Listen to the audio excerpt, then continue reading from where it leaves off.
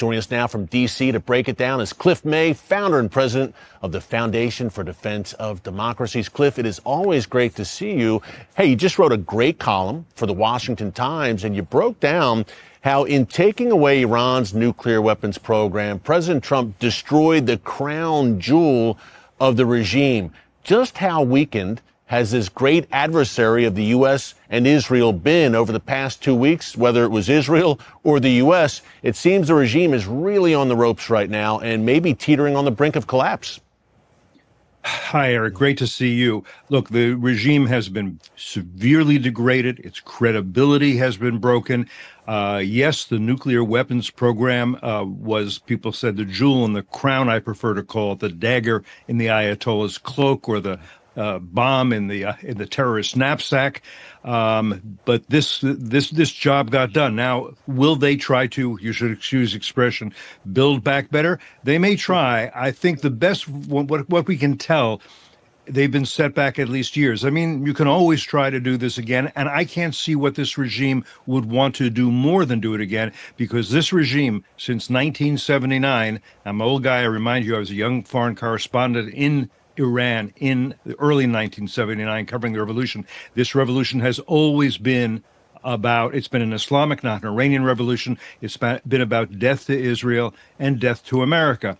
And it's been about reviving Islamic power, prominence, and domination, not just in the Middle East, but in the world. That's what it's been about. I don't see how the Ayatollah Ali Khamenei can change that can be anything else. But he has been slowed down substantially. He will not see his dream fulfilled in his lifetime. He's 86 years old, by the way. Incredible. Cliff, what does that mean, the larger ramifications for Iran's ring of fire? The proxies like Hezbollah and Hamas, they are also on the run, licking their wounds. They've been smashed by the IDF over the past year and a half. It seems the Ayatollah's entire dream, as you laid it out, for regional and global hegemony is now out the window, at least for the foreseeable future. That's exactly right. Well, first of all, keep in mind, I was in Israel, I don't know, a month or so ago, and I talked to an Israeli general, and I said to him, you guys have been fighting on 7 fronts, and you've done well on all 7 fronts. And his answer to me was, yes, thank you, you're right, we have been, I'm very pleased, but they're still trying to develop nuclear weapons to wipe us out in Tehran. If they get to do that, everything else we've accomplished is for nothing. Now, I don't know if he knew, though I think it's possibly he did, what Bibi Netanyahu and what the head of the IDF, Ayel Zamir, had in mind, but it's probable. But the Israelis took care of all that. Keep in mind, this was all a strategy going back decades to wipe Israel off the face of the earth. That strategy is, we will develop these proxies, and they will surround Israel, a ring of fire, as you say. We'll let them take the casualties. We will sit back and have our kebabs and tea here in Tehran. Nobody's going to touch us. Yeah. That's how they saw it, and we will work on developing a nuclear weapon. Once we have that, then that's a game changer for the Middle East and for the world. We'll be the equal with our good friends in Moscow, Beijing, and Pyongyang, North Korea. This was the plan. It's a clever strategy. It's not a stupid strategy. It was a good strategy. At the end of the day, it has failed, and they will have to come up with a new strategy of some kind. But what I don't think they will do, and on this I think that President Trump is perhaps too optimistic, I don't think they'll say, you know what, enough of this. What we want now is to make sure all our people have great health care plans and a 401k that takes care of them in retirement. I mean, I think a lot of people in Iran would like that, but I don't think it's what the clerisy, the theocrats want. And I'm not sure it's what the Islamic Revolutionary Guard wants. And that's another interesting thing we might get into, the difference between the clerical leadership or rulers and the IRGC. Yeah, agreed. Cliff, great point. Hey, about a minute left, then we'll bring you right back after the break. Do you think Khamenei, not think, it seems pretty obvious, he underestimated President Trump, and he certainly underestimated Benjamin Netanyahu, it seems. Just a fatal, perhaps, misjudgment by the Ayatollah. A fatal misjudgment. It goes back a long way. It goes back to 1979. In particular, after the American embassy was occupied, Ayatollah Ruhollah Khomeini, who was the first supreme leader, the leader of the revolution, the predecessor to Khamenei, who took over in 1989. He's been around a time. So the first supreme leader, Ayatollah Khomeini, he watched and saw what happened over the 444 days that they occupied the embassy and took our diplomats and others hostage. And his famous quote, which has been recited over and over, has been, "The Americans can't do a damn thing." Yeah.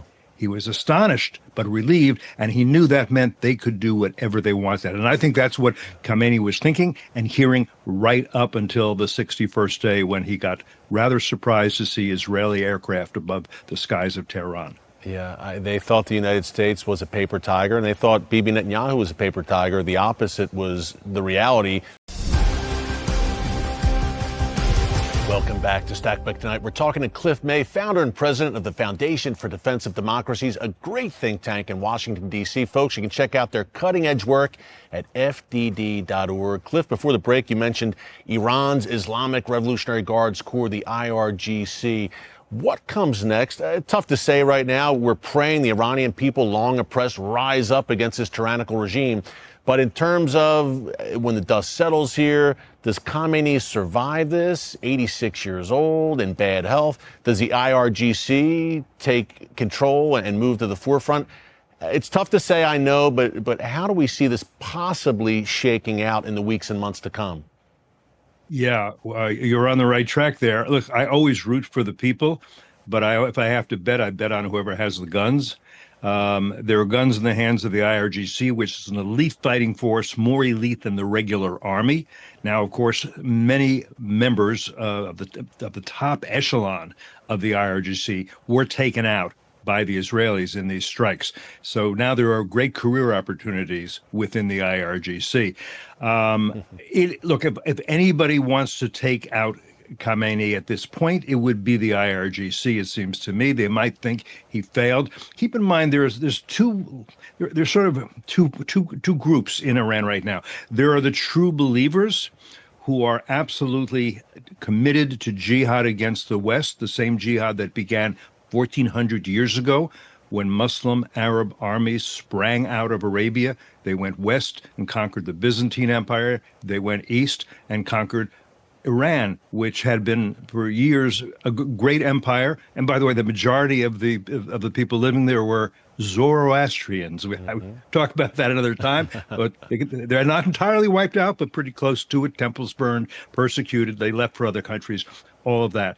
But so there are those that are true believers in this jihad. There are also those who are charlatans, who don't really believe it. But, you know, if you're going to have power, if you're going to have money, you have to be part of the establishment. And the establishment is whatever the Ayatollah Khamenei has said, because he has, and he's got to give him credit as a political operative. He's been in power since '89. By the way, if you look at his background, he is not a great Islamic scholar. He never was. Nobody would seriously tell you that he is. During this 12-day war, he named 3 clerics that he said could succeed him. Not because he thought he'd be killed, though that was a possibility. There's a council that will have to decide that. But it's also possible, for example, that the IRGC puts in a cleric as the supreme leader, but he doesn't really have power because, again, people with the guns do. But let me just say this one more thing. I believe strongly that the most people in Iran, like 80%, are so tired of this theocratic rule. They would love to overthrow it. It would take great courage to do it, not easy to do it. They don't have guns. I don't think we can export democracy, but I think we should do what we can for people who are fighting for freedom. Reagan talked about that, wanted to do that, said they're fighting to be like us, to be our friends. Why not? I would so love to see this regime overthrown by the people. Yeah, amen, Cliff. So well said. Hey, speaking of which, tyrannies and the larger message here for the likes of Iran's allies, Russia, China, North Korea, they have to be taking notes here and are on notice. And it was striking to me, no one came to Iran's aid here. No one came rushing to help the Iranian regime as it was being pounded. What's the larger lesson here for the tyrannies of the world, that axis that includes Iran? Yeah, well, one is that the U.S. is not a paper tiger, at least not under President Trump. It's not that whenever anything happens, we will not necessarily have a president in the White House, we don't now, who will say, oh, I know what we need, de-escalation. Because when you say that, your adversaries say, fine, we'll de-escalate in exchange for a concession or two, which they inevitably get. So that's important. I think if you're Xi Jinping, you think, America has some tricks up its sleeve. I still want to take over Taiwan and subjugate the Taiwanese, but I want to think this through. I want to be careful. Putin is not sure quite what to think because, well, Trump has said he offered, he said, I could help you with the diplomacy. And Trump rightly said, why don't you help sort out the war you're fighting? I have to say, Putin wants to subjugate the people of Ukraine. I don't want to see that happen. As for Kim Jong-un in North Korea, he has to think, too, what could a B-2 with a massive ordnance penetrator do to his nuclear facilities? He's been giving Putin help, both artillery shells and soldiers to lie down and die on Ukrainian territory. But in exchange, I have to figure, and others do, that he's been getting technology and other things that would help him should he try to take over South Korea. This is the fourth member of this axis of aggressors, and it is now weakened. And if you're Putin, if you're Xi Jinping, certainly you say, this guy didn't really have the cards, or at least he didn't play his cards very well. Yeah, Cliff, great breakdown all around. It feels like a new day in the Middle East and perhaps, hopefully, around the world. Great breakdown from our friend Cliff May. Folks, be sure to follow Cliff on X and across social media. Cliff, keep up the great work. God bless, and we'll see you again soon. And